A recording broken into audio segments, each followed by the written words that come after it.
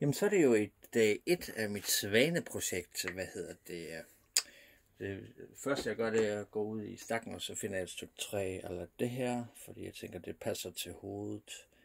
Jeg tænker, det er måske det nemmeste at lige, lave med det samme.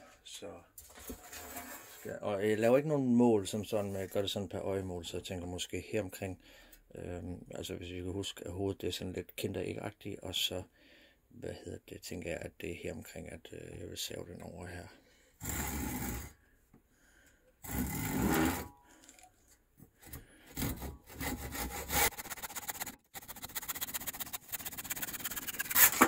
Sådan her.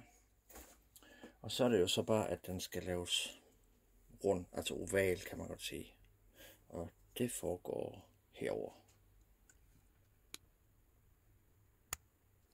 Så lad os prøve at få gang i den her. Det larmer lidt meget, men det hører I jo ikke på videoen.